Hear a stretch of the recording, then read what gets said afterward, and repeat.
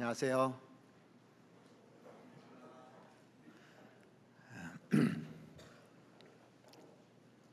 이제 연말이 됐으니까 찬양대 봉사하실 분들도 좀 지원해 주시고 교회 학교 또 교사들도 지원해 주셨으면 감사하겠습니다. 같이 잠깐 기도드리겠습니다. 사랑과 은혜가 충만하신 살아계신 우리 아버지 하나님, 우리를 위해서 주님께서 십자가에서 피 흘려 주시고 또 그 피로 말미암아 저희들이 죄 사함 받고 소망 가운데 살아갈 수 있도록 은혜 베풀어 주심에 너무나 감사드립니다. 하나님께서 우리를 얼마나 사랑하시는지 성경에 쓰여 있고 또 하나님이 우리와 함께 동행하는 것도 우리가 느끼면서 살아가고 있습니다. 하나님이 우리를 보호해 주시고 인도해 주시고 또 성장시켜 주시는 주님, 우리가 나머지 생을 주님의 은혜 보답하면서 사는 생이 될 수 있도록 늘 도와주시옵기를 바랍니다. 오늘 이 시간 주님께서 우리에게 나타내시고자 원하시는 그 귀한 말씀을 저희들이 마음으로 받고 또 행함으로 실천할 수 있도록 도와주시옵기를 바랍니다.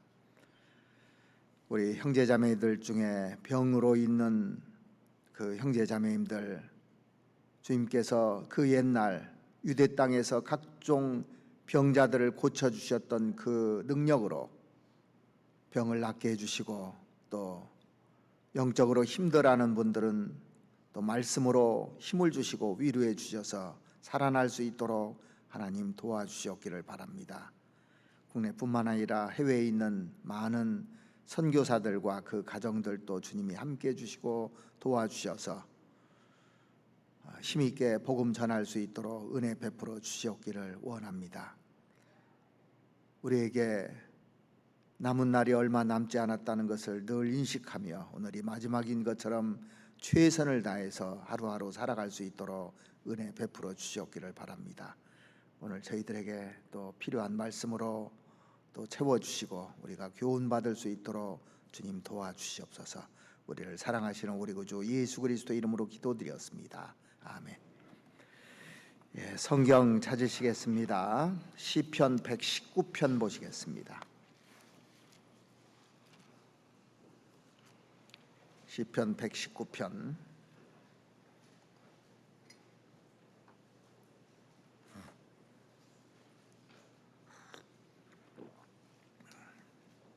시편 119편 97절 말씀 보시겠습니다. 시편 119편 97절 한 절만 같이 한번 읽어보도록 하겠습니다.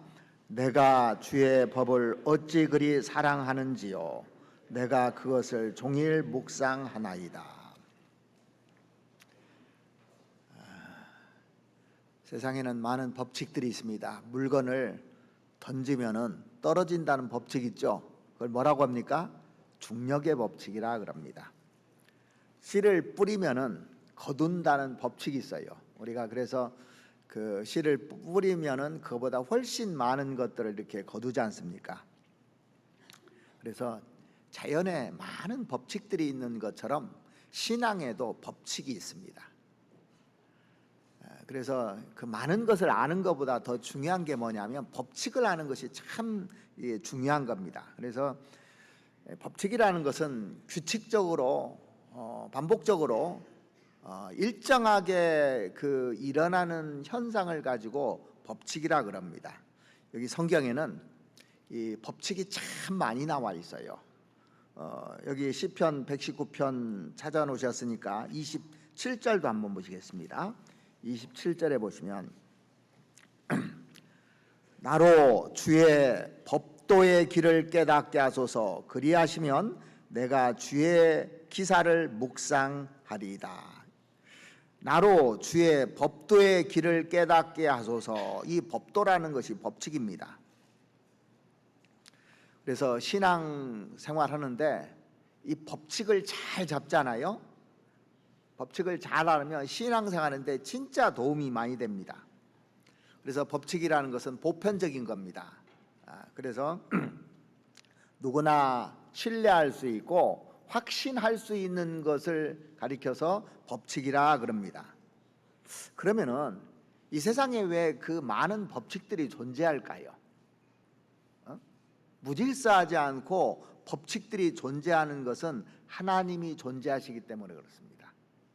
하나님은 질서의 하나님이시고 법을 만드신 분이 하나님이기 때문에 그 법칙이 존재하는 겁니다. 그리고 왜 법칙이 변하지 않는 거냐면 하나님은 변하지 않는 분이시기 때문에 이 법칙이 존재하는 거예요. 하나님이 요동하고 그러면 법을 자꾸 바꿀 거 아닙니까? 자, 우리나라 보면은 법을 자꾸 바꿔야 안 바꿔요? 자꾸 바꿔요. 국회의원들이 유리한 대로 바꾸고 자기 집권 당시에 유리한 쪽으로 법을 자꾸 바꿔서 법이 어떻게 되는지도 모르는 경우들이 많습니다. 옛날에는 이런 법이었는데 지금은 그런 법이 적용이 안 되니까. 그래서 세상에는 많은 법칙들이 세워놔도 자꾸 변하지만은 하나님이 정해놓으신 법칙은 변하지 않는 겁니다. 왜냐하면 말라기 3장 6절 말씀해 보시면 나 여호와는 변혁지 아니하나니 그렇게 돼 있어요. 하나님은 하나 법칙을 딱 정해놓으면요 변하는 분이 아닙니다. 하나님 바뀌는 분이 아닙니다. 성경이 바뀐 적이 없잖아요. 하나님이 딱 얘기하는 대로 그대로 되는 겁니다. 불변입니다. 그래서 그 신앙생활을 하면서 느끼는 것이 뭐냐면 날이 가면 갈수록 이 법칙에 따라서 사는 것이 행복하구나. 이걸 저는 참 많이 느낍니다. 그 시편 119편 91절 한번 찾아보시죠. 91절 천지가 주의 규례대로 오늘까지 있음은 만물이 주의 종이 된 연곤이다. 자, 여기 규례라는 것이 법칙이라는 말입니다. 우주 만물은 정확한 법칙과 규칙에 의해서 작용하는 거예요. 우주가 저절로 되는 게 하나도 없습니다. 다 규칙이 있고 법칙이 있어요. 그래서 우리 지구에 사람이 사는데 하나님이 법칙을 딱 정해놨습니다. 태양과의 거리를 딱 띄워놓고 달과의 거리를 딱 띄워놨잖아요. 달은 38만 킬로, 태양은 1억 5천만 킬로 띄워놓고 그 궤도를 일정하게 돌 수 있도록 그래야 사람이 살기 때문에 이렇게 법칙을 정해놓은 겁니다. 그런데 이게 변하느냐고요. 이게 변화가지고 하나님이 요동한다면 뭐 화성으로 갔다 금성으로 갔다 기울으면 사람이 살 수가 없는 겁니다. 그래서 이걸 보면은 너무 감사한 거예요. 법칙이 있다는 것이 너무 행복하고 감사한 겁니다. 자, 하나님이 봄, 여름, 가을, 겨울을 만들어 놨는데 어김없이 겨울이 오잖아요. 그러죠? 조금 있으면 어김없이 봄이 오고 꽃이 핍니다. 낮이 지나가면 반드시 밤이 오잖아요. 아이가 태어나면 반드시 성장해 가잖아요. 하나님은 그렇게 법칙으로 딱 놔둔 겁니다. 왜 이런 일들이 벌어지냐면 하나님이 그렇게 정해놓은 겁니다. 과학 교과서에 보면은 많은 법칙들이 나옵니다. 천체의 법칙, 물리의 법칙 이런 것들이 나오는데 신앙 생활은 법칙인데 성경에 가장 법칙이 많이 나와요. 그래서 법칙을 잘 아는 것이 중요한 겁니다. 이 자연계에 대해서도 법칙을 잘 알면 유용합니다. 마찬가지로 신앙생활에서도 이 법칙을 잘 알면 안전하고 행복하고 기쁨이 있어요. 법칙만 잘 지키면 사람은 기쁘게 돼 있는데 이 법칙권을 넘어가면 재앙이 와요. 그래서 이스라엘 백성들이 하나님이 그어놓은 선이 있거든요. 선이 있는데 그 선을 넘어가니까 그 예를 들어서 설명을 하잖아요. 예레미야 5장에 보면은 그 하나님께서 모래를 해놨는데 모래를 딱 차는데 바닷물이 모래를 넘어가지 않는다고 그랬습니다. 그렇게 법칙으로 정해놨는데 이스라엘 백성들은 이거 넘어갔다고 돼 있어요. 그래서 짐승들도 법칙을 잘 안 넘어갑니다. 자연 모든 것이 하나님께서 잡아놨기 때문에 만물이 주의 종이 된 연곤이다 그랬잖아요. 만물이 주의 종이 돼가지고 종은 그 주인의 말을 딱 따르잖아요. 이렇게 다 법칙을 지키는데 사람만이 자꾸 넘어간다는 거예요. 이게. 가만히 생각해 보십시오. 사람만큼 법을 넘어가고 망가뜨리는 것이 없잖아요. 우리에게 자유의지를 줬는데 방종하고 있는 겁니다. 잘못하고 있는 겁니다. 그래서 오늘은 성경에 많은 법칙이 있는데 법칙 2가지만 마음속에 딱 심었으면 좋겠습니다. 많은 법칙이 아니라 딱 2가지만 한번 평생 이 법칙을 따라서 살아보면은 정말 행복하게 돼 있어요. 자, 첫 번째 법칙이 뭐냐면 교만하면 꺾인다는 게 성경 창세기부터 요한계시록까지 흐르는 법칙입니다. 창세기부터 마지막까지 이 법칙이 적용돼요. 전부 다. 그러니까 인류 역사를 쭉 보면은 교만하면 꺾인다. 교만하면 왜 꺾이느냐면 그 배후에 하나님이 계시기 때문에 그래요. 하나님이 없으면 이 법칙이 작용하지 않습니다. 교만하다는 것은 일단 하나님과 정반대의 길을 걷고 있다는 얘기입니다. 그렇죠? 하나님은 겸손의 왕입니다. 그러니까 반대의 길을 걷고 있는 겁니다. 그러니까 꺾여질 수밖에 없는 거예요. 이거는요. 이걸 딱 심어야 되는 겁니다. 역사를 이렇게 쭉 보면은 교만하면은 다 꺾였잖아요. 왜냐하면 배후에 겸손하신 하나님이 계시기 때문에 하나님이 교만한 것을 놔두지를 않습니다. 마귀는 뭐예요? 교만의 왕이잖아요. 마귀가 교만의 우두머리입니다. 그래서 교만의 길을 걷고 있다는 것은 마귀의 길을 걷고 있다는 것과 동의어라고 할 수가 있습니다. 자, 성경 잠언 18장을 한번 찾아보시겠습니다. 잠언 18장 12절입니다.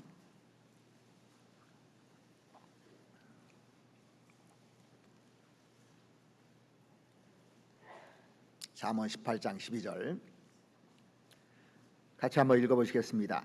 사람의 마음의 교만은 멸망의 선봉이요 겸손은 존귀의 앞잡이니라. 이 말씀을 깊이 한번 생각해 보면 사람의 마음의 교만은 멸망의 선봉이요 그랬는데 이 말은 멸망 제일 앞에 뭐가 있다는 얘기입니까? 교만이 있다는 거예요. 그래서 사람을 제일 먼저 거꾸로 틀어 넘어뜨리는 것이 교만이라고 딱 돼 있습니다. 잘 봐보십시오. 그죠? 그래서 모든 것이 다 넘어지는 것은 다 교만 때문에 다 넘어진다는 얘기예요. 이게요. 선봉이니까. 그래서 하나님과 대적하는 것이 교만이잖아요.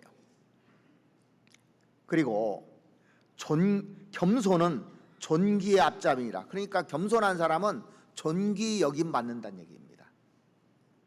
대조적으로 딱 해놨잖아요. 그러니까 내가 어느 쪽에 기울어져 있는지 한번 쭉 생각을 해볼 필요가 있습니다. 잠언 29장 한번 보시죠. 잠언 29장 23절 말씀도 보시겠습니다.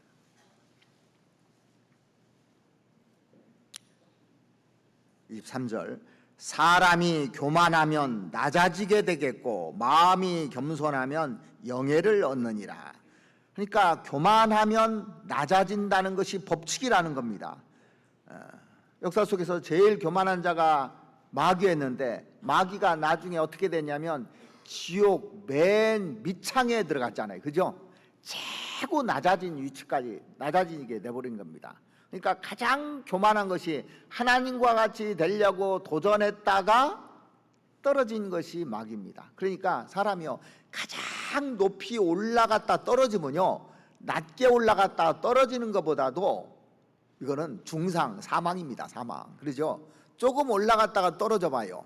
1층에서 떨어졌어요. 그러면 조금 다칠 수 있습니다. 2층에서 떨어지면 조금 더 다쳐요. 3층에서 떨어지면. 근데 제일 높은 층에 올라갔다 떨어지면 사망이잖아요.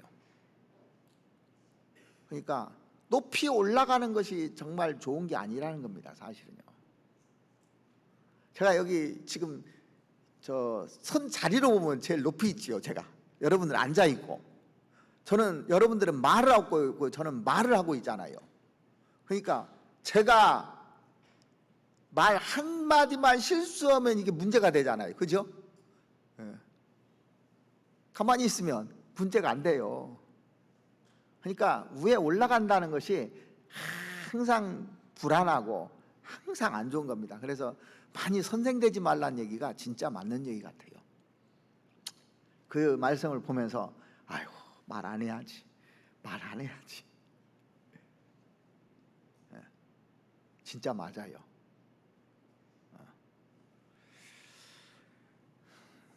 이 마귀가 제일 높이 올라갔다 떨어졌죠. 그 다음에 지옥 맨 밑창 그보다 조금 위에 있는 게 뭐예요? 적그리스도잖아요. 요한계시 1장에 적그리스도가 들어가요. 그 다음에 거짓 선지자 들어가요. 그 차곡차곡 쌓이는 겁니다, 이게요. 그러니까 가장 교만해지면 가장 맨 밑창에 떨어진다는 것이 머릿속에 그냥 인식이 꽉 돼야 되는 겁니다, 이게요. 제일 중요한 겁니다, 사실은요. 신앙생활 가운데서.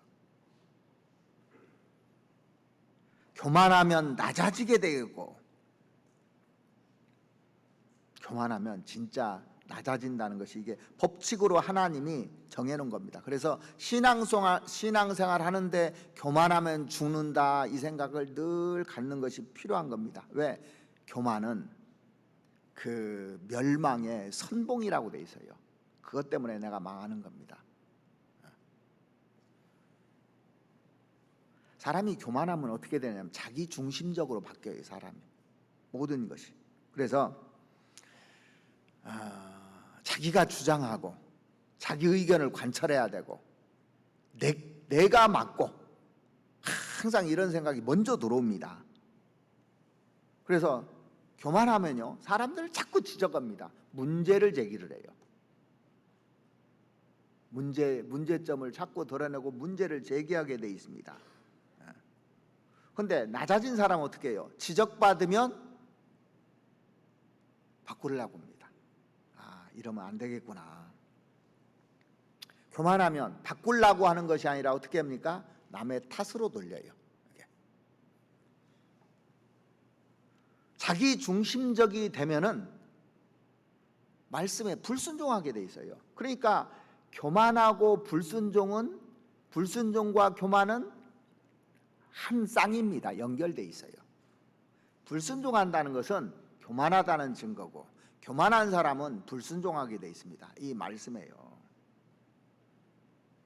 자기가 교만해지면 다른 사람이 작게 보입니다. 작게 보여요. 그러니까 하나님 말씀을 쉽게 범하고, 그래서 결국 심판받는 겁니다. 신앙생활을 열심히 한다고 하는데 그게 잘하는 것이 아닙니다. 자, 그래서 내 목소리가 자꾸 커지고 내 주장이 강하면 교만하다는 거예요. 늘 다른 사람 먼저 생각하고 물어보기도 하고, 자, 교만해지면 하나님도 점점 작아집니다. 하나님이 크잖아요, 겸손한 사람이에요. 그러니까 다윗은 왕이지 않습니까? 왕인데 자기를 젖된 어린아이라고 표현했어요. 평생을 그렇게 사는 겁니다, 어린아이처럼. 왜? 하나님이 너무 광대하고 하나님이 얼마나 위대한지를 안 거예요. 그래서 그 하나님이 이 별들도 몇 개만 만들어 놔도 되잖아요, 그죠? 우주도 이렇게 크게 안 만들어도 되지 않습니까? 근데 하늘이 있고 하늘들의 하늘과 또 하늘 막 끝없이 만들어 놨어요. 왜 이런 것들을 만들어 놨는가 생각해 봤더니 이렇게 광대한 분이고 높은 분이다. 왜 별들을 그렇게 높이 올려놔? 이렇게 하나님 높은 분이라는 걸 알려주려고 하는 겁니다. 그런데 그런 걸 보면서도 높다는 생각을 안 씁니다, 하나님이. 크다는 생각도 안 해요, 사람이요. 눈에 보이는 김정은만 크다고 생각하잖아요, 사람들이, 북한 사람들이. 그죠? 눈에 보이는. 내가 직장생활하는 사장님만 크게 보이잖아요. 그러니까 사장님한테 그 회사는 지각 안 씁니다. 그죠? 지각해야 하네요. 잘 않잖아요. 회장님이 큰 거요. 그러니까 지각 않는 겁니다. 하나님이 크지 않고 높지 않으니까 이건 맘 놓고 지각하는 거예요. 그리고 별로 중요하게 생각하지 않는 겁니다. 이게. 그래서 기본이 뭐냐면 저 사람이 지각하는가, 시간을 늦추는가 이거 보는 겁니다. 큰 사람은 절대 그러지 않아요. 우리가 대통령을 만난다. 지각해야 하네요. 사장님 오늘 회의하자고 합니다. 지각합니까 안 합니까? 오늘 아침에 회의 있다고 합니다. 사장님이 특별히 사원한테 오늘 초청을 했어요. 지각해야 하네요. 식사 시간에도 지각 않고 뭐 부르면 지각 않습니다. 크게 느끼니까 그래요. 근데 하나님에 대해서는 얼마나 작게 생각하는지, 지각도 하고 내가 편한 시간 다 빼버리고 뭐 내 마음대로 한다는 것은 하나님이 크지 않다는 거예요. 바꿔 말하면 뭡니까? 교만하다는 거예요. 그죠? 바꿔 말하면 그거잖아요. 교만하면 하나님도 작아집니다. 형제자매들과 약속한 것도 작아집니다. 형제자매들 속에 하나님이 계신데 그것도 무시해버리는 거예요. 그러니까 기본이 됐는가 안 됐는가 이게 중요한 겁니다. 회사에서 아무리 능력 있고 열심히 해도요, 매일 지각합니다.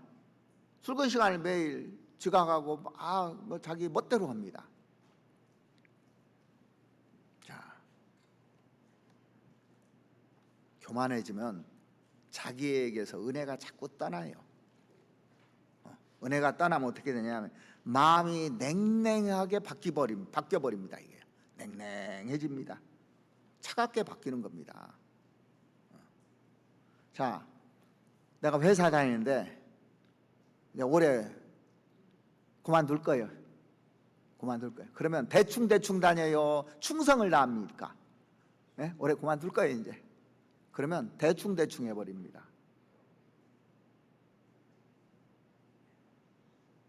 그러니까 마지막까지 최선을 다하는 게 중요한 거예요. 그 사람이 올해 그만둬도 충성을 다해서 다 하잖아요. 그러면 나중에 사람들이 그 사람은 마지막까지 정말 회사를 위해서 산 사람이라고 마지막을 인식합니다. 마지막 인식되는 게 제일 중요해요. 요즘은 그런 게 없는데 저 이제 대학교 다닐 때는요, 그 음악다방이 있었어요. 음악다방. 그 DJ들이 막 틀어줘요. 마지막. 그래서 그 종이에다 신청을 합니다. 뭐 막 외국 노래도 듣고 싶고 뭐 듣고 DJ가 판을 틀어서 틀어줍니다. 그런데 그 안에 있을 때 들었던 음악이 아니라 제일 마지막에 들었던 음악을 들으면서 흥얼흥얼하면서 나와요. 그것만 남아요. 제일 마지막이 중요한 겁니다. 그래서 우리가 그 성경에 보면은 그런 그 표현들이 많이 나와 있는데 에스겔서 한번 찾아보죠. 에스겔서 17장을 한번 보시겠습니다.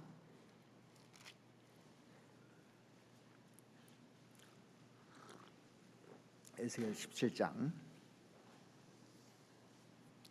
24절 말씀 보시겠습니다. 에스겔서 17장 24절.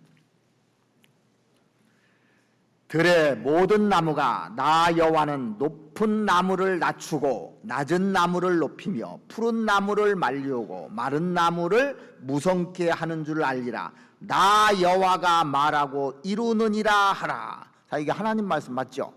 나 여호와가 말하고 이루느니라 그렇게 했는데, 하나님은 겸손의 왕이시기 때문에 나 여호와는 높은 나무를 낮추고, 이게 뭐냐면 나는 높은 나무다, 나는 잘되고 있는 나무다, 나는 좀 괜찮은 나무다, 자기 스스로 그렇게 생각하는 사람 주인이 낮춰버린다는 겁니다.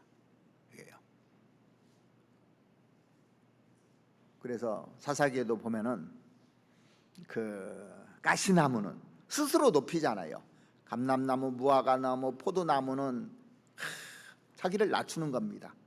그런데 가시나무는 자기를 높이는 겁니다. 이 나무 예를 들었잖아요. 나는 푸르다. 나는 아주 잘 무성한 가지다. 잘 만사가 형통하고 잘 되어가고 있다. 그렇게 높이면 하나님께서 푸른 나무는 말려버린다고 되어 있습니다. 그런데 나는 마른 나무 같은 사람이다. 나는 하나님의 은혜가 필요한 사람이다. 이런 그 사람은 하나님께서 무성하게 만들어준다고 여기 약속을 했잖아요. 분명히 이렇게 하나님께서 나 여호와가 말하였으니 이룬다고 되어 있습니다. 자, 우리가 설교를 듣는데 그 얘기가 그 얘기고 그가 옛날 들었던 얘기인데 하지 않습니까? 아무것도 안 들어와요. 아무것도 못 배웁니다. 상당히 높아져 있죠. 이제 구역모임이라든가 이런 데 가잖아요. 그러면은 구역모임 옛날에 똑같고 별일도 없고 매일 기도부탁이나 하고 재미도 없네. 모임 가면 재미가 있어야지. 재미도 없네. 이런 사람이 있죠. 높아져서 그래요. 자, 하나님이 와 있는데 지금 재미가 문제입니까? 자체가 좋은 겁니까? 하나님 자체가 좋은 거예요. 지금 재미가 아닙니다. 하나님 무슨 유머를 해줘야 되는 겁니까? 성경에 하나님이 막 그렇게 많은 유머를 늘어놓으셨던가요? 아니지 않습니까? 이가 기만 커지면요 이게 순종하지 않아요. 사람들이요.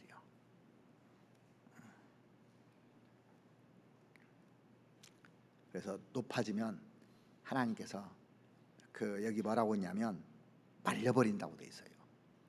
또 성경에 시편 한번 찾아보시겠습니다. 시편 107편에 한번 보시죠. 시편 107편 33절 말씀 보시겠습니다.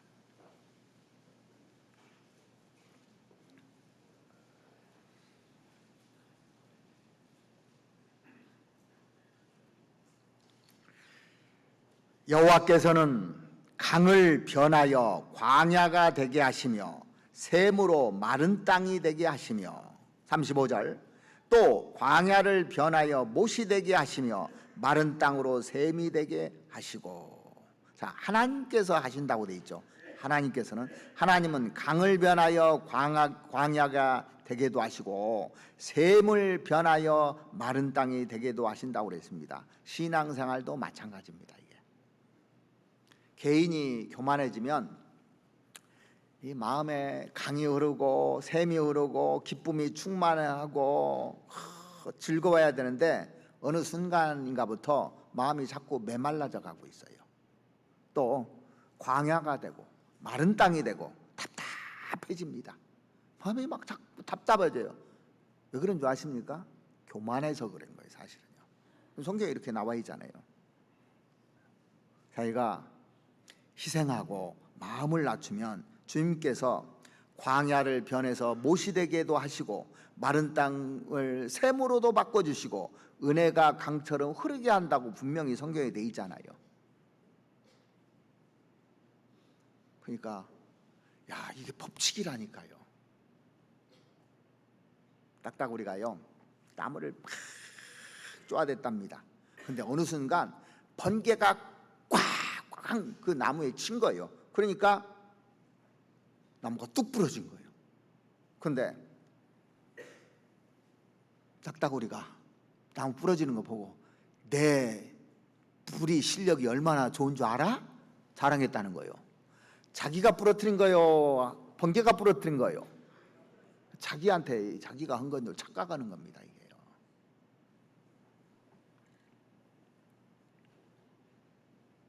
우리도 뭘 능력 있게 뭐 하면 자기가 한 줄 알아요. 자, 하나님이 지혜 줬고 재능 줬고 건강 줬고 그렇게 할 수 있는 머리 주어서 한 것이지 내가 한 게 아니거든요. 하루아침에도 싹 빼앗아 갈 수 있습니다. 하루아침에 치매 환자 만들어 봐요. 그럼 다 기억도 하나도 안 나요. 그죠? 아무리 똑똑해도 소용없습니다.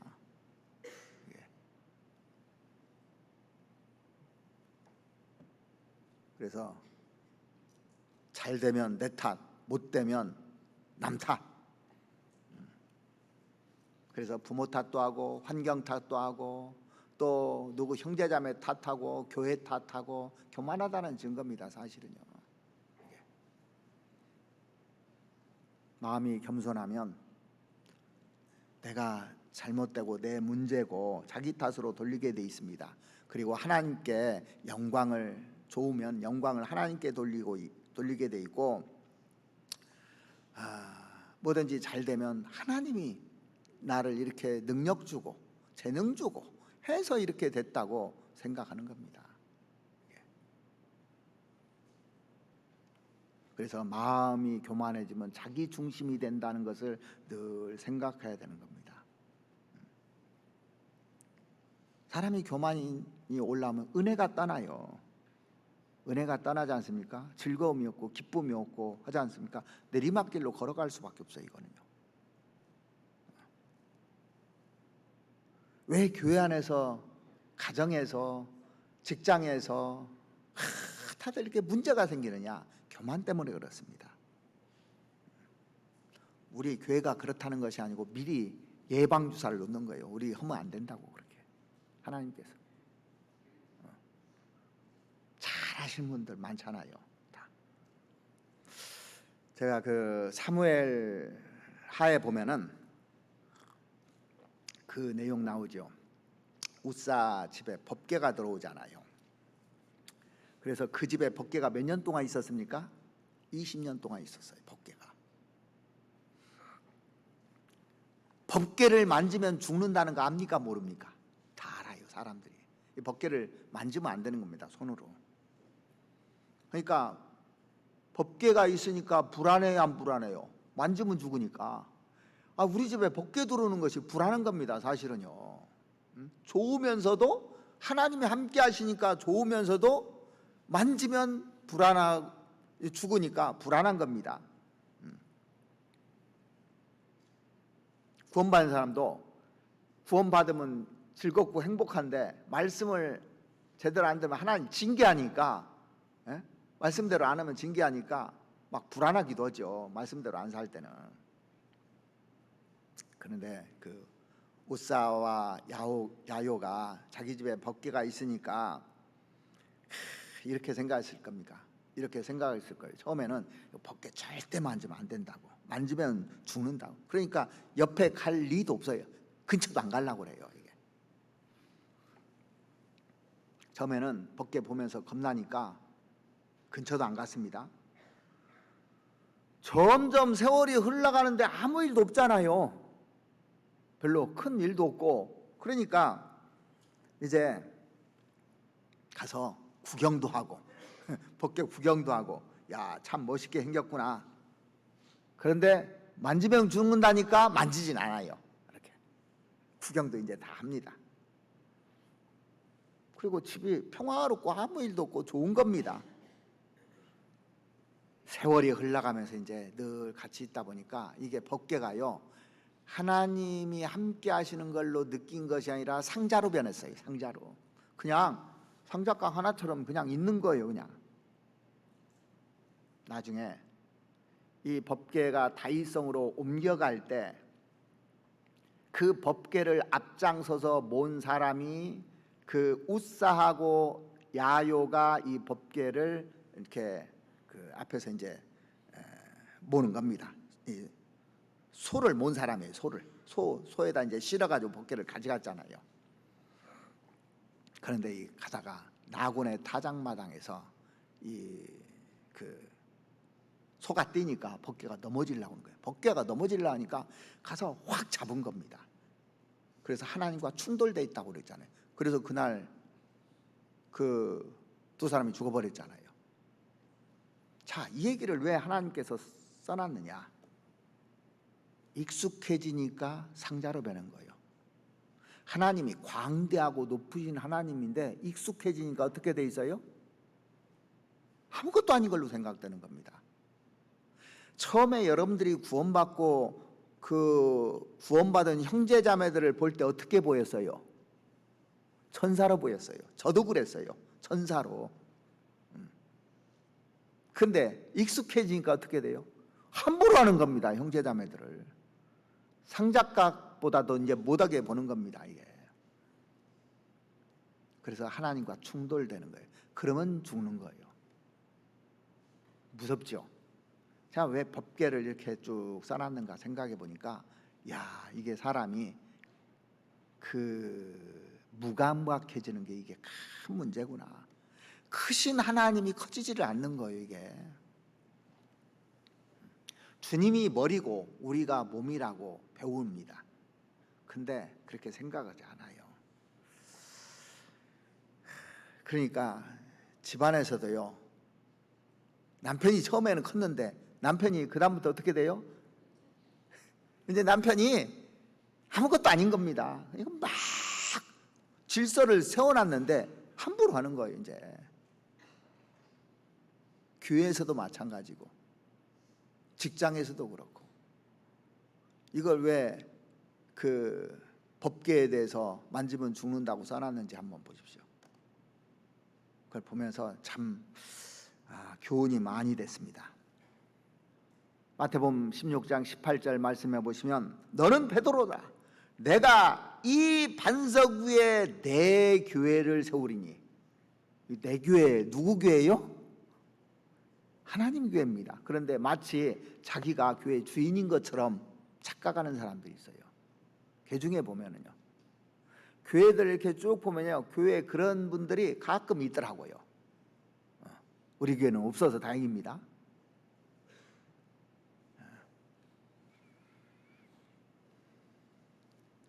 그 고린도후서 6장 16절 말씀해 보시면, 내가 저희 가운데 거하며 두루 행한다 그랬습니다. 하나님이 이 교회 안에 거하고 계셔요.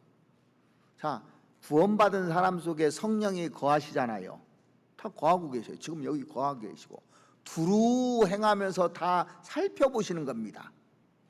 그러니까 구원받은 사람이 제일 두려운 거예요. 사실은요, 이 법계입니다. 말하자면 그러니까 잘못 건드리면 어떻게 돼요? 죽어요. 함부로 건드리면 안 되는 겁니다. 구원받은 사람을 함부로 팍 하고 주장하고 성질내고 형제자매들에게 말 함부로 하고 하는 것이 법계를 만지는 거예요. 사실은요. 잘해야지 이렇게. 그죠?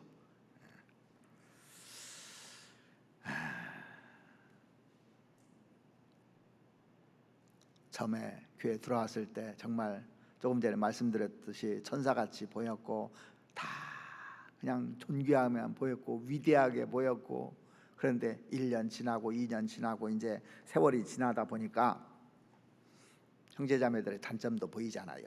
그리고 부족한 것도 보이잖아요. 또 자기 마음에 안 드는 것도 보이잖아요. 시간이 지나면서요, 점점 역사하시는 하나님이 안 보이고 눈이 흐려져 버립니다. 이게 안 보이는 거예요. 그러면 이제 자기가 나와서 휘둘르는 겁니다. 이 교만해서 그런 거예요. 하나님 보여야 되는 거예요. 자, 모이면 그냥 모이는 걸로 알아요. 사람들이 그냥 구역 모임한다, 조모한다, 그냥 우리가 모였다고 생각하는 겁니다. 어떤 사람은 거기에서 자기 주장하면서 지고 흔드는 사람도 있고, 그러다가 이제 하나님과 꽝 부딪힙니다. 하나님하고 충돌하는 겁니다.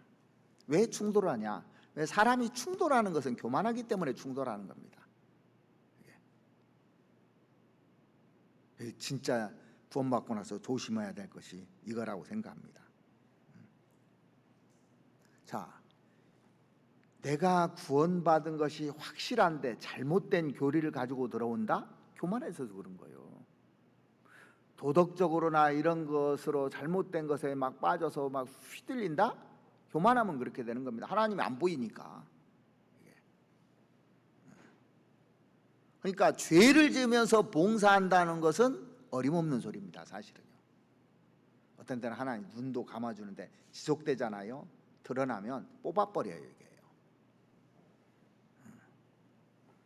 교만하면 망한다는 것이 법칙이잖아요. 이게 꺾인다는 것이 법칙입니다. 그래서 주님 오시는 그날까지 이거 조심하는 게 1번이에요. 사실은요. 신앙생활 오래 하면 오래 할수록 더 조심해야 돼요. 왜? 웃사와 아요처럼 될 수 있으니까. 하나님과 충돌하는 겁니다. 그게요. 법칙입니다. 교만하면 꺾인다는 것을 늘 마음속에 법칙으로 살아가야 되는 겁니다. 그래야 여러분들 끝까지 신앙생활 잘할 수 있어요. 그래야 상 받는 겁니다. 이게. 그래서 여러분들이 여기 이제 임원들도 있잖아요. 구역장도 있고 조장도 있고 주장하고 명료하고 나한테 보고를 안 했니 막 이래가면서 이렇게 내가 높고 낮고 이런 거 세우는 사람 자체가 교만한 거예요. 사실은요. 다 봉사하는 겁니다. 한 분야 맡아서 그 성막이나 이런 데서 봉사하는 사람들이 있잖아요. 어떤 사람은 말뚝 받는 사람도 있고 말뚝 뽑아서 옮기는 사람도 있고 다 일이 다 달라요. 그러니까 고라당이 아론과 모세만 막 이렇게 높이 대접받는 것 같아요. 그러니까 도전했다가 죽잖아요. 이렇게 자기 위치라는 것에서 모세가 얼마나 겸손한 사람입니까? 그죠? 지면에서 가장 온유한 사람이라고 하나님이 인정해 준 사람입니다.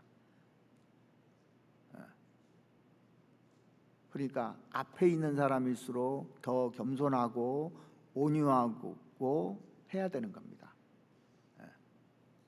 이게 직분은 감투가 아닙니다. 이게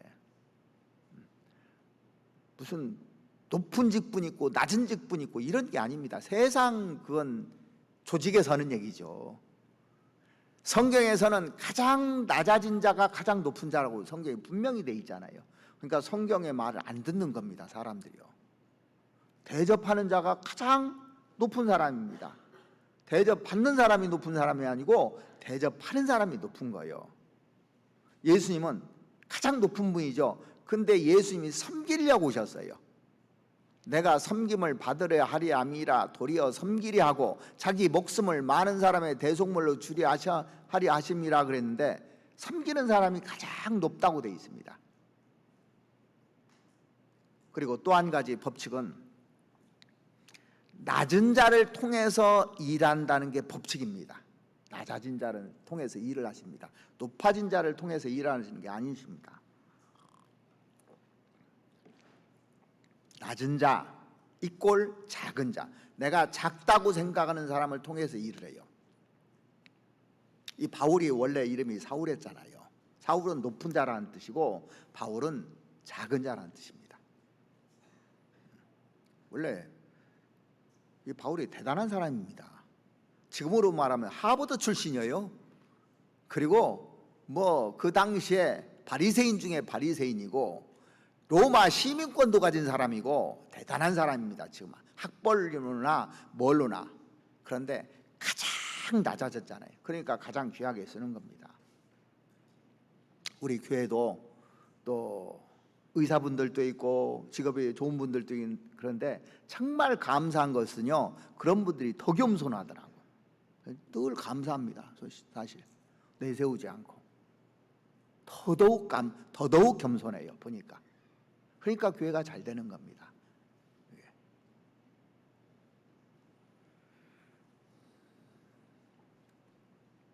자기가 많이 배웠어도 스스로 작게 생각하는 사람, 그런 사람들을 통해서 하나님이 일을 하시게끔 돼 있습니다. 왜냐하면 예수님은 겸손의 왕이잖아요. 성경 출애굽기 3장을 한번 찾아보시겠습니다. 출애굽기 3장 1절입니다. 출애굽기 3장 1절. 모세가 그 장인 미디안 제사장 이드로의 양무리를 치더니 그 무리를 광야 서편으로 인도하여 하나님의 산 호렙에 이르매 여호와의 사자가 떨기나무 불꽃 가운데서 그에게 나타나시니라. 그가 보니 떨기나무에 불이 붙었으나 사라지지 아니하는지라. 하나님께서 모세에게 나타나실 때 떨기나무 불꽃 가운데서 나타나셨다, 이렇게 기록되어 있습니다. 제가 그 이스라엘에 가서 떨기나무를 봤는데, 이스라엘 이집트에서 봤습니다. 이집트 떨기나무를 이렇게 봤는데요, 우리나라 개나리 있죠. 나는 나무라서 아주 거창한 줄 알았어요. 개나리 그 꽃 안 핀 거, 이렇게 늘어진 거 있죠. 담장이 이렇게 늘어져서 쭉 펴 있는 그런 나무예요. 그러니까 기대오고 봤는데 볼품 하나도 없더라고. 저기서 불꽃 가운데서 그 하나님 모세에게 나타나셨는가, 그 생각이 들더라고요. 그런데 그 중동에 가면 백향목 나무라고 얼마나 반듯반듯하고 막 이 집에 대들보에 쓰는 나무입니다. 제가 박물관을 갔는데 박물관 여기서 저 끝까지 막 반듯반듯한 그 백향모로 쫙 단장을 했는데요, 정말 멋있어요. 그런 나무에 하나님이 나타나신 게 아니잖아요. 초라한 그 떨기나무에 하나님이 나타나셨어요. 예수님이 이 땅에 오실 때도 어떻게 오셨는지 한번 보시죠. 멋지게 오셨습니까? 초라한 모습으로 오셨습니까? 볼품없는 모습으로 나타나셨어요. 그래서 그 이사야서 53장 2절 말씀해 보시면, 그는 주 앞에서 자라나기를 연한 풀 같고 마른 땅에서 나온 줄기 같아서 고운 모양도 없고 풍채도 없은즉 우리 보기에 흠모할 만한 아름다운 것이 없도다 그랬잖아요. 예수님이 나타나셨을 때 정말 마른 땅에서 나온 줄기 얼마나 멋이 없습니까? 초라하게 오셨습니다. 그런데 그곳에 주님이 계셨어요. 세상 사람들이 우리를 보면 초라하게 보이잖아요. 근데 우리 안에 하나님이 계셔요. 똑같은 겁니다. 출애굽 당시에 이스라엘을 제외한 애굽이라든가 이런 나라들은 강한 나라입니다. 애굽이 얼마나 화려합니까? 광대한 나라입니다. 그런데 이스라엘 백성들은 초라한 백성들이에요. 가시덤 나무처럼. 이스라엘 백성들 노예에 불과하잖아요. 그런데 그들에게 하나님이 함께 하셨습니다. 그들에게, 낮아진 자들에게. 당대 가장 비참하고 낮은 자들이 이스라엘 백성들이었습니다. 자기 힘으로는 어쩔 수 없기 때문에 하나님께 부르짖던 백성들이었어요. 이스라엘 백성들이. 거기에 주님이 함께 하셨습니다. 주님이 이 땅에 오셨을 때도 정말 그 초라한 모습으로 오셨지 않습니까? 그리고 예수님이 제자들을 삼은 걸 보면은 베드로, 야고보, 안드레, 요한 다 어부들입니다. 별 볼 일 없는 사람들이에요, 사실은요. 학문이 많은 사람도 아닙니다. 그런데 정말 그 떨기나무 같은 그런 사람들을 들어서 하나님이 일을 하시잖아요. 그들과 함께 하시면서 훈련을 시킵니다. 이제 훈련을 쭉 시키는데 가장 높이 올려놓습니다. 그 사람들을 가장 낮아졌어요. 죽기까지 순종했습니다. 그러니까 예수님 제자들이 거의 다 순교당했잖아요. 훈련받고 나서 얻은 결론이 뭐냐면 내가 아무것도 아니라는 걸 깨달은 거예요. 그들에게 능력을 주셨습니다. 그리고 그들을 통해서 많은 사람들이 이렇게 구원받잖아요. 우리도 어떤 사람들이 구원받았는가 한번 쭉 생각해 보세요. 어떤 사람들이, 그리고 어떤 사람들을 쓰시는지를 늘 생각해 봐야 됩니다. 고린도전서 1장 한번 찾아보시죠.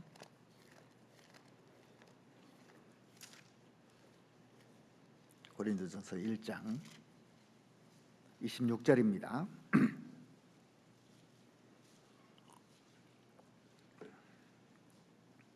형제들아, 너의 부르심을 보라. 육체를 따라 지혜 있는 자가 많지 아니하며 능한 자가 많지 아니하며 문벌 좋은 자가 많지 아니하도다.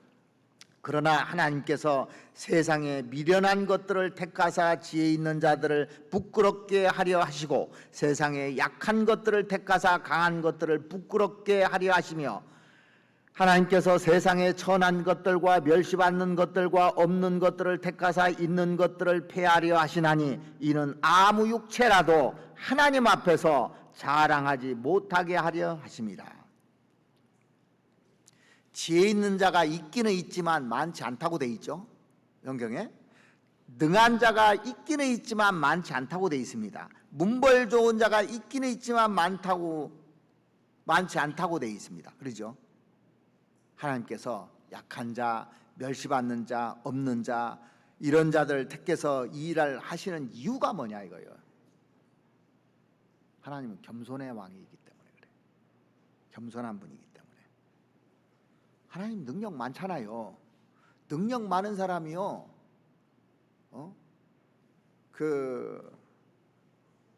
능력이 많기 때문에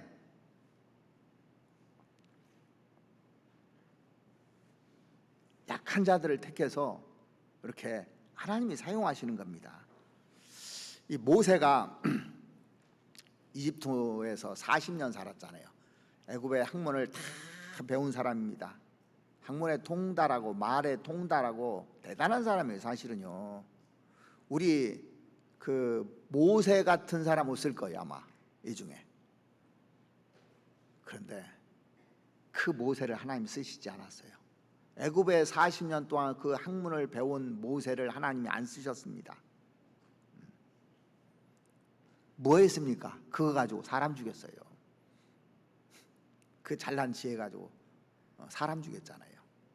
그런데 미디안 광야의 도피에서 이제 40년 동안 훈련을 받게 됩니다. 무슨 훈련 받았냐면 낫게 되는 훈련을 받았어요. 뭐하고 지내요? 양하고 지냈어요. 광야에서 양하고. 양 순하잖아요. 양 보면서 양 닮아간 거예요. 그러니까 짐승도 잘 키워야 되는 것 같아. 짐승도 보면요, 염소를 자꾸 키우면 사람이 고집세질 것 같아. 돼지를 자꾸 키우면 냄새가 나잖아요. 그럴 것 같아.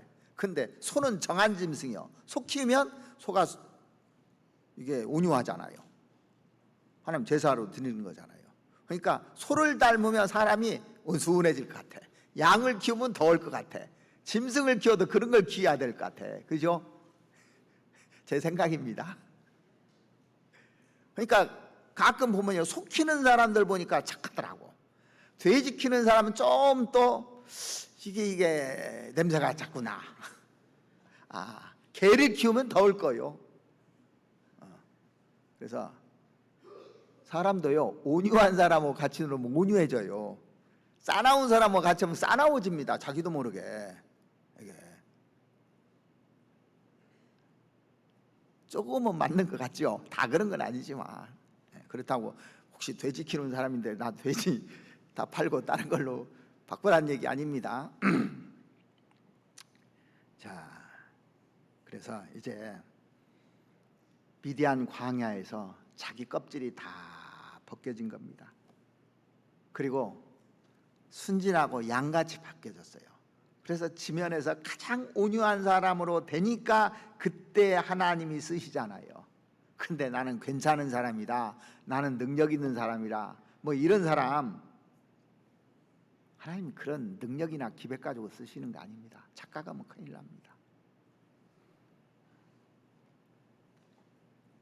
아브라함이 나중에 나이가 먹고 신앙생활 오래 한 다음에 깨달은 것이 뭐냐면 하나님 앞에 티끌과 같은 나라는 걸 깨달은 거예요. 나는 티끌만도 못하는 걸 깨달았다. 하나님이 그렇게 높고 크게 보였던 겁니다. 자기가 교만하거나 하면은 그렇게 절대 얘기를 못하게 돼 있어요. 이 사도 바울이 대단한 사람인데 그가 모든 성도 중에 지극히 작은 자보다 더 작은 나라고 얘기했어요. 성도 중에 가장 내가 지극히 작은 자다고. 모든 성도 중에. 이게 진심일까요? 입에 발린 얘기일까요? 진심입니다. 왜 그런 얘기를 하냐면 자기가 얼마나 죄를 많이 졌는지 아는 겁니다. 예수 믿는 사람들 핍박하고 잡아다 죽이는데 앞장서고 외국 성까지 가서 그 예수 믿는 사람들 잡아다 주고 한 일 보니까 얼마나 내가 악한 사람인지, 내가 못된 사람인지 이걸 깨달은 거예요. 그래서 교회 안에서 누가 귀하게 쓰임 받느냐면 낮아진 사람입니다. 낮은 마음으로 살아가는 사람.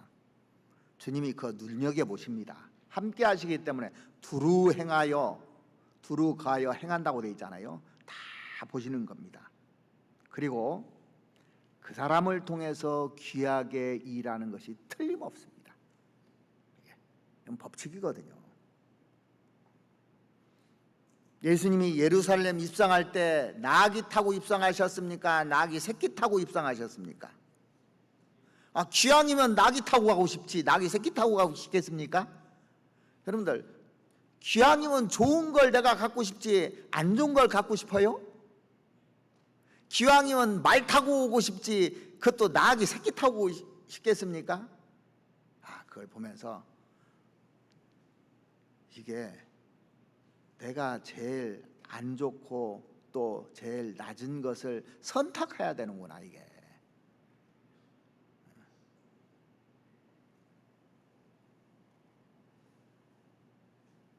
하나님이 어디다 몸을 얹으셨는가 보세요. 연약한 데다 몸을 얹으셨더라고. 그죠? 말에다 얹으신 것이 아니라 나귀, 그것도 나귀 새끼 가장 연약한 데다가 몸을 얹으셨어. 그리고 예루살렘 입성했습니다. 그러니까 주님이 누구와 함께 하느냐? 떨기나무 같다고 생각하는 사람에게 주님이 역사하고 나귀 새끼 같은 사람에게 주님이 역사하는 것이 맞는 겁니다. 그래서 그 야고보서 4장 6절 말씀해 보시면 하나님은 교만한 자를 물리치시고 겸손한 자에게 은혜를 주신다 하였느니라 그랬습니다. 교만한 자 물리치고 겸손하고 낮아진 자에게 은혜가 쭉 가는 겁니다. 겸손한 사람은요 감사하는 사람이 돼요. 뭘 해도 감사합니다. 이게 가장 행복할 때가 뭐냐면 우리가 돈을 펑펑 쓸 때입니까? 돈이 없어서 아껴가지고 그 하나 사 먹을 때입니까? 돈이 없어서 그거 하나 사 먹을 때가 제일 행복했어요. 제가 예전에 그 삼국 피장가를 먹은 적이 있어요. 오국 피장가, 삼국 피장가 그렇게 맛있었어요. 요즘은 그거 조금 나아지면 그거 먹습니까? 안 먹습니까? 안 먹잖아요, 잘. 그래서 돈이 없는데 그걸 하나 가졌을 때 그 행복한 거예요. 돈이 있어서 다 가져봐요. 그러면 다 가지면 이제 가질 게 없으니까 그 사람 행복하겠어요? 행복하지 않겠어요? 오히려 불행한 겁니다, 사실은요. 그래서 처음에 결혼했을 때 남편이 너무 감사했고 아내가 너무 감사했는데 시간이 지나면서 이 감사가 사라지고 원망과 불평이 왔다. 높아진 겁니까? 낮아진 겁니까? 그만큼 높아진 거예요. 이 감사가 돼야 은혜가 흐르거든요. 그래서 그 마태복음 한번 찾아보시죠. 마태복음 18장.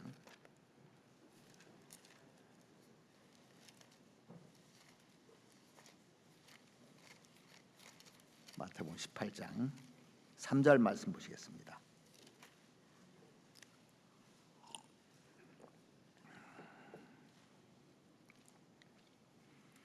(18장 3절) 가라사대 진실로 1절부터 보시겠습니다. 그때 제자들이 예수께 나와 가로되 천국에서는 누가 크니까? 예수께서 한 어린아이를 불러 저희 가운데 세우시고 가라사대 진실로 너희에게 이르노니 너희가 돌이켜 어린아이들과 같이 되지 아니하면 결단코 천국에 들어가지 못하리라. 여기 보면 너희가 돌이켜 어린아이들과 같이 되지 아니하면 그렇게 돼 있습니다. 구원받을 때 어떻게 해서 구원받냐면 우리가 어린아이 같은 심정이었기 때문에 구원을 받은 겁니다.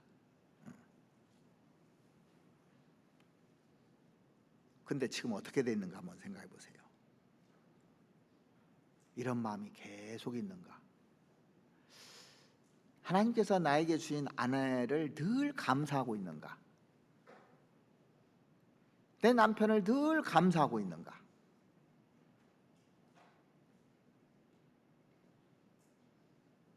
시간이 지나면서 원망과 불평이 온다면 상대방이 문제가 아니라 내가 문제인 겁니다. 제가 이제 그 구역 모임이나 이런 데 가면은요, 어떤 사람이 한 30분, 40분 혼자 얘기하는 사람도 있잖아요. 그럼 여러분들 마음에 어떤 마음이 생깁니까? 네? 속에서 뭐가 올라오죠. 근데 이제 구원받은 사람이 그 구역 모임에 참석했어요. 그럼 어떻게 합니까? 아, 저렇게 하는 거구나. 그것도 감사되고, 그러죠? 뭐든지 다 감사가 되는 겁니다. 구원받으면. 근데 좀 지나면은 왜 저러지? 이게 올라와요. 그러니까 그때 다시 생각한 것이 하나님 인내를 배우라고. 그것도 감사가 되고. 그러니까 좋은 면 보면서 그렇게 해야 되겠다는 거 감사, 안 좋은 면 보면서 이렇게 안 해야 되겠다고 감사. 범사에 감사란 말이 맞잖아요. 그렇게 살면. 그러니까 문제될 게 하나도 없는 겁니다. 이것도 감사, 저것도 감사예요. 찬송은 부르더라고요. 이래도 감사, 저래도 감사. 찬송은 많이 부르는데 실제 이래도 감사, 저래도 감사하는지. 마음이 낮춰지면요, 애들한테도 배울 게 진짜 많아요. 마음이 낮춰지면 이게 다 맞는 말이 들려요. 이게 마음이 높아지면 안 배우게 되는 겁니다. 그 어거스틴 아시죠? 아우구스티누스 어거스틴. 한 사람이 와서 이런 질문을 했어요. 신앙생활의 비결이 뭡니까? 뭐라고 대답했냐면 겸손입니다. 그러면 두 번째 비결은 뭡니까? 두 번째도 겸손입니다. 세 번째 비결은 뭡니까? 마찬가지로 세 번째도 겸손입니다. 그랬어요. 그래서 신앙의 길을 가는데 제일 안전한 길이 겸손의 길을 걷는 것이 가장 안전하고 낮아진 길을 걷는 것이 가장 안전한 겁니다. 그렇다고 해서 어떤 사람이 그래, 나 구역장 높아진 것 같은데 부구역장에 있으면 좋겠다. 그게 아닙니다. 구역장은 높고 부구역장은 낮은 그런 개념을 갖고 있더라고요. 전혀 그게 아니에요.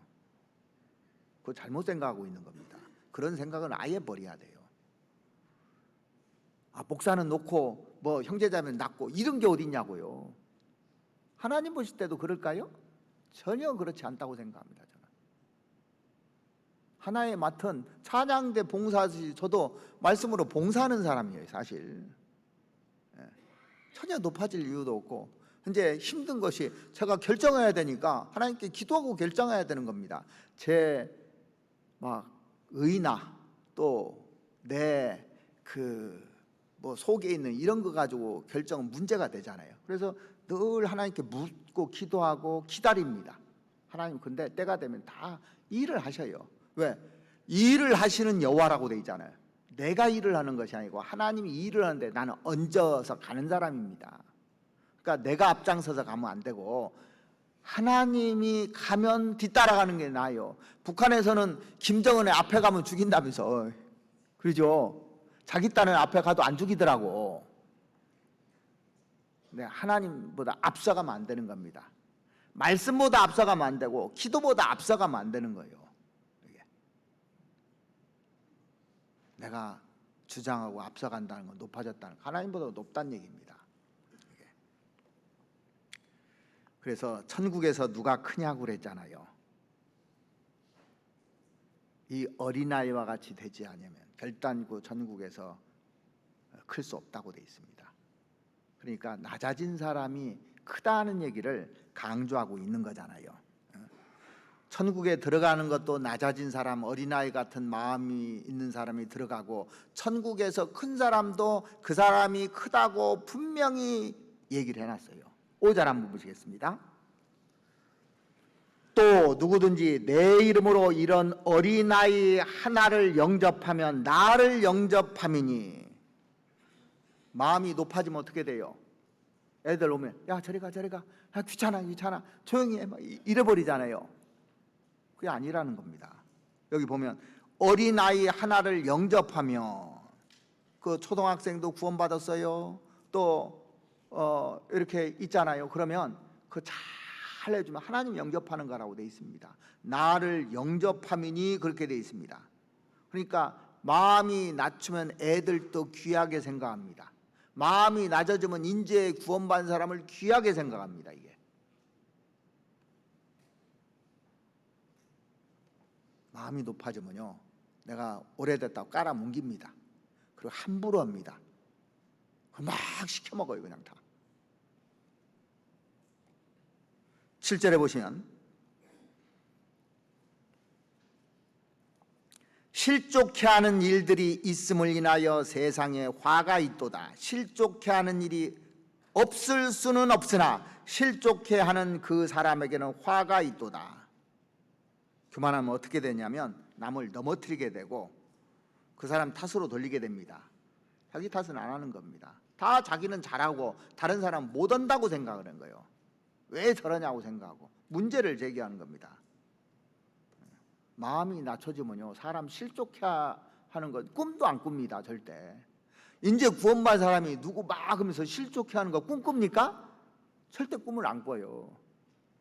근데 마음이 높아진 사람, 우사 그 야유처럼 마음이 높아져 가지고 한 사람은 막 만지는 겁니다. 하나님과 충돌하는 겁니다. 그게요.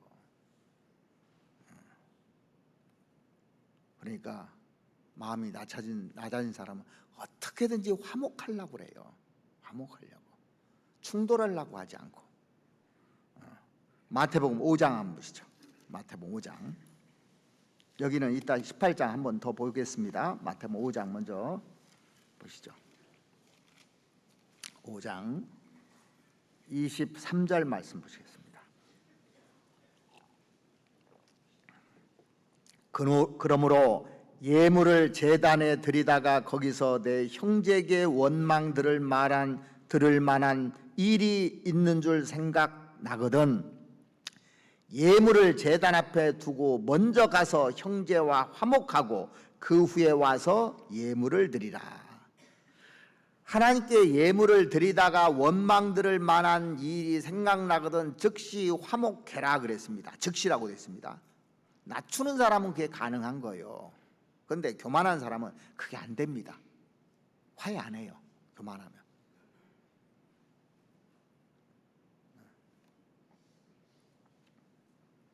남을 넘어뜨리는데 신앙생활이 평탄하게 되겠습니까? 징계가 있기 때문에 신앙생활이 평탄하지 않습니다. 이게요. 자, 아까 봤던 그 마태복음 18장 다시 한번 보시죠. 18장 10절 말씀 보시겠습니다. 10절. 삼가 이 소자 중에 하나도 업신여기지 말라.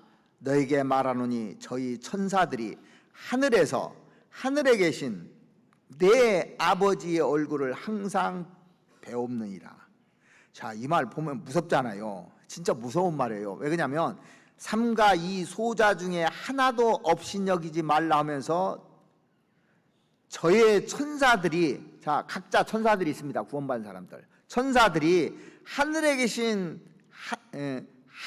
계신 내 아버지의 얼굴을 항상 배우는, 계속 가서 다 보고한다는 겁니다. 저 형제가요 나한테 이렇게 했는데요, 억울하게 했는데요, 누명을 씌웠는데요, 함부로 얘기했는데요, 이런 얘기 다 보고합니까 안 합니까? 다 보고가 올라가요. 잘한 것도 다 보고가 올라가고. 내가 작은 자라고 여기면 절대 업신여기지 않습니다. 함부로 말하지 않아요. 함부로 문제 삼지 않습니다. 막 험담하고 안 좋게 얘기하지 않아요. 좋은 것만 얘기하려고, 좋은 것만. 이렇게. 마음이 높아지면 자꾸 뭐가 어떻고 지적을 해요. 내 마음속에 지적하면요, 마음이 높아졌다는 얘기. 제가 그래서 뭐 있으면 불러다가, 내가 문제가 분명히 있거든요. 문제가 보여요. 불러다가 얘기하고 싶어도 겁나서 못해요, 제가. 그래서 막 문제 있다고 불러서 막 혼내고 그러던가요. 제가 보면 겁나는 거예요. 그래서 기도하면 때가 되면 오더라고요. 그럼 물어요. 그러면 설명해 줍니다, 이렇게. 그러면 자연스럽게 돼요. 하나님이 일을 하시게 해야 되는 겁니다. 근데 내가 강제적으로 막 어떻고 막 해서 문제 제기를 삼으면 그 내가 높아졌다는 증거입니다. 12절 보시겠습니다. 너희 생각에는 어떻겠느냐? 만일 어떤 사람이 양 100마리가 있는데 그 중에 하나가 길을 잃었으면 그 99마리를 산에 두고 가서 길 잃은 양을 찾지 않겠느냐? 진실로 너희에게로는 만일 찾으면 길을 잃지 아니한 99마리보다 이것을 더 기뻐하느니라. 이와 같이 이 소자 중에 하나라도 이뤄지는 것은 하늘에 계신 너희 아버지의 뜻이 아니니라. 양 100마리가 있는데 한 마리가 길을 잃었습니다. 마음이 높으면 어떻게 될까요? 그 한 마리 뭐 잃어도 99마리 있는데, 이렇게 생각한다는 거예요. 근데 마음을 낮추면 지금 어디서 헤매고 있지? 그거 찾으려고 할 거 아닙니까? 내 자식이 10명 있는데 한 자식이 집에 안 들어와. 그러면 아이고 9명 있는데, 이런 부모 있어요, 없어요? 절대 그러지 않아요. 그 잃은 자식 하나 찾으려고 9명 아들 놓고 돌아다닙니다. 찾을 때까지요. 그래서 찾으면 얼마나 기뻐합니까? 그래서 하나쯤이야. 자, 우리가 구역장도 있고 조장도 있잖아요. 구역 식구들이 있는데 안 나와요. 그 사람 하나쯤이야. 이게 아니라 구역을 맡겨졌다는 것은 잃은 양 찾아내는 거예요. 잃은 양. 그래서 우리가 신앙생활 한다는 것은 뭐냐면 사람을 건지고 세우는 일을 하는 겁니다. 딱 두 가지밖에 안 해요. 일단 건지야 돼요. 그리고 세워야 돼요. 그래서 구역이 있는 겁니다.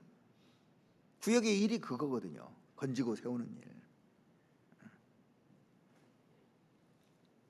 겸손의 길을 걷고 있는 사람은 한 마리 양도 잃어지기를 원치 않는 겁니다. 그리고 15절 보시겠습니다. 내 형제가 죄를 범하거든 가서 너와 그 사람과만 상대하여 권고하라. 만일 들으면 내가 내 형제를 얻을 것이요 만일 듣지 않거든 한두 사람을 데리고 가서 두세 증인으로 입으로 말마다 증참케 하라. 만일 그들의 말도 듣지 않거든 교회의 말하고 교회의 말도 듣지 않거든 이방인과 세리같이 여기라. 이게 뭐냐면 교회적으로 문제되는 죄를 말하는 겁니다. 교회적으로 문제되는 죄를 지었을 때 권고할 때 안 들으면 어떻게 하라고 되어 있습니까? 안 된다는 것은 교만하다는 증거잖아요. 처음에는 한 사람이 가서 권고하고 안 들으면 두세 사람이 가서 얘기하고 안 되면 교회에 말하라고 되어 있습니다. 근데 교만한 사람은요, 그 말을 우습게 생각을 해버려요. 그러면 어떻게 생각하라고 했습니까? 이 사람 구원 안 받은 사람 간주해라, 쫓아내버리라. 그러니까 교회에 주님이 계시고 주님이 명령을 하시는 겁니다. 교회에서 말한다는 것은. 그래서 처음에는 권고하잖아요. 두세 사람 얘기하잖아요. 그래서 이제 불러다 교회 말도 하잖아요. 교회에서 얘기도 하잖아요. 뭐 간음을 했다든가 이런 경우 있습니다.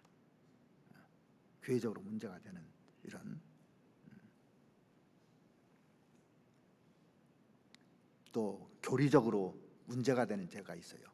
이건 절대 들어와서는 안 되는 교리들을 가지고 들어왔을 때 이렇게 권고하라는 겁니다. 그리고 18장 21절 한번 보시겠습니다. 21절. 그때 베드로가 나와 가로되 주여 형제가 내게 죄를 범하면 몇 번이나 용서하여 주리이까? 7번까지 하오리까? 예수께서 가라사대 내게 이르노니 7번뿐 아니라 70번씩 7번이라도 할지니라. 이건 개인적인 죄를 말하는 겁니다. 예를 들어서 어떤 사람이 성격이 과격한 사람이 있잖아요. 그래서 말도 함부로 툭툭 하는 것 때문에 사람들이 다치는 경우가 있어요. 신앙생활 하다 보면 이제 자기 성격이 있어가지고 말 함부로 와가지고 사람들이 상처를 받고 하는 경우, 그럴 때 얘기하는 겁니다. 이건. 그래서 내 형제가 내게 죄를 범하면 몇 번이나 용서하여 주리까? 그런 죄들은 7번까지 하오리까? 베드로가 칭찬받을 줄 알았어요. 7번 정도 하면 됩니까? 하고 베드로가 그 얘기면 칭찬받을 줄 알았잖아요. 그런 의미로 지금 물어보는 겁니다. 7번까지 하면 되겠습니까? 오냐 네 말이 맞다 이럴 줄 알았는데 예수님께서 7번뿐 아니라 70번씩 7번이라도 할지니라. 무슨 말이에요? 그런 것은 무한히 용서해 주라는 겁니다. 이게 교회 안에서 함부로 말하는 사람이 있어요. 막 함부로. 그러면 기다려 주라는 얘기예요. 자식도 보면은 그런 자식도 간혹 있을 수 있잖아요. 기다려 주라 이거예요. 그거는 개인적인 거. 이 교회적인 문제가 아니라 교리적이라든가 심각한 교회적으로 막 간음을 하고 또 막 이렇게 해서 문제가 되는 죄가 아니라 개인적으로 성격 때문에 그런 죄가 있으면 그 좀 기다려 주라 이겁니다. 용서해 주라는 거예요. 그러니까 그런 거 문제 삼아야 돼, 안 삼아요? 문제 삼지 마셔요.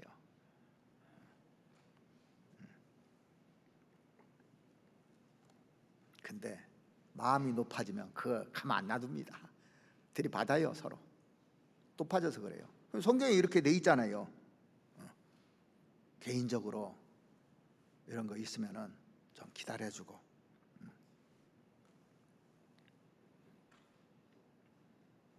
자, 그래서 나는 절대 용서 못해 이렇게 말하면 안 된다는 겁니다. 이런 죄는.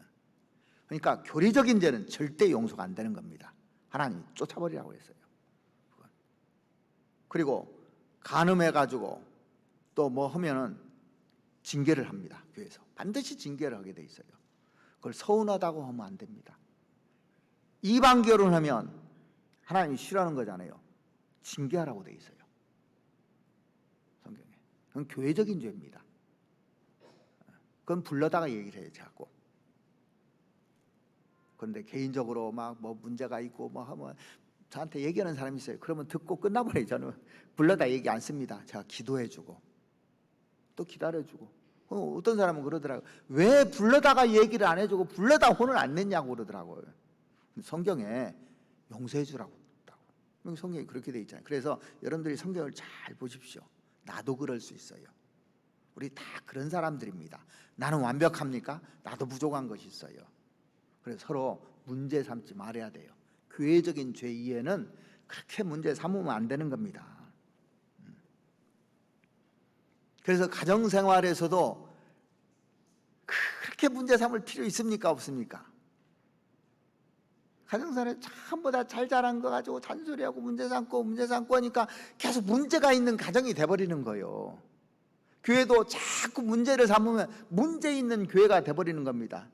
제가 보니까 우리 교회보다 좋은 교회 없더라니까요. 제가 문제가 없어요. 제 눈에 하나도 문제가 없습니다. 다 용서할 수 있는 죄예요. 근데 간혹 보면은 이방 결혼을 한다든가 지금 우리 교회 안에는 뭐 다른 교훈 같은 거 제가 돌아와서 없으니까 그런 거 징계한 적 없는데 그런 것이 있다면 해야죠. 교회를 보호해야 되니까. 그러지 않고 우리 서로 문제 삼지 마세요.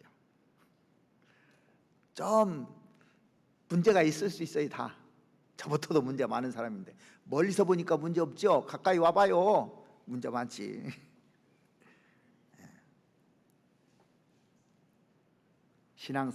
신앙생활에서 기쁨이 열리는 길이 있어요. 어떻게 하면 기쁨이 열리느냐면 반대를 먼저 얘기해요. 마음이 높아지잖아요. 기쁨이 없어집니다. 마음이 높으면 기쁨이 없어요. 성경에는 뭐라고 돼? 항상 기뻐하라고 했는데 마음이 높으면 교회 와도 기쁨이 없어요. 교회 와서 기쁨이 없다, 교만한 거예요. 기쁨이 사라집니다. 교만하면. 내가 높아지면 기쁨이 사라져요. 이게 왜? 대접 안 해주니까. 대접받아야 되는데, 근데 내가 대접을 해줘야 되는 사람입니까? 대접 받아야 되는 사람입니까? 절대 대접받는 사람이 아닙니다. 대접을 해줘야 되는 사람이에요. 성경의 핵심이 뭐냐면 대접하라는 겁니다. 그리고 마음이 높으면은 기도가 사라집니다. 기도가 사라져요. 기도가 안 돼요. 형제자매를 위해서 기도가 됩니까? 안 됩니다. 교회를 위해서 기도가 됩니까? 안 됩니다. 근데 성경에는 마음이 낮아지면 어떻게 되냐? 쉬지 말고 기도하라고 하죠. 쉬지 않고 기도가 됩니다. 아, 저 형제 잘 됐으면 좋겠고, 저 자매 잘 됐으면 좋겠고, 저 형제가 그 사업을 한다는데 잘 됐으면 좋겠고, 오픈한다는데 잘 됐으면 좋겠고, 건강이 회복됐으면 좋겠고, 이런 기도가 돼요. 이게 마음이 높아지면 기도가 안 됩니다. 이게 가정에서도 그렇고. 마음이 높아지면 감사가 없어져요. 감사한 게 없습니다. 교회 와도. 범사에 감사하라 했잖아요. 마음이 낮아지면 범사가 다 감사한 거예요. 제가 아침에 와서 보면은 주차장에서 주차 봉사하고 또 막 그 청소하고 뭐 쓰레기 정리하고 하는 이렇게 쭉 봅니다. 아, 감사하는구나. 자기 집에서는 안 할 텐데 여기 와서는 다 하잖아. 감사한 거요. 감사해서 하는 겁니다. 그래서 마음이 높아지면 기쁨이 사라지고, 마음이 높아지면 기도가 안 되고, 마음이 높아지면 감사가 사라져요. 반대가 돼야 되는 겁니다. 그것이 누구에게 가능하냐면 겸손한 사람에게 하면 가능한 겁니다. 하나님은 낮은 자를 통해서 이러는 겁니다. 딱 두 가지를 여러분들이 기억하세요. 교만하면 꺾인다는 거예요. 반드시 꺾입니다. 이건 법칙으로 되어 있기 때문에 어쩔 수가 없는 거예요. 이거는요. 이건 법칙이기 때문에. 하나님은 낮아진 사람을 통해서 일한다. 이게 법칙으로 되어 있는 겁니다. 그래서 항상 기뻐하라 그랬죠. 쉬지 말고 기도하라. 범사에 감사하라. 이는 그리스도 예수 안에서 너희를 향하신 하나님의 뜻이니라 그랬어요. 우리가 기쁘게 살아야 될 거 아닙니까? 정말 기도가 끊이지 않도록 살아야 될 거 아닙니까? 그리고 범사에 감사하면서 살면 얼마나 행복하겠어요. 그런 교회가 되기를 바라요.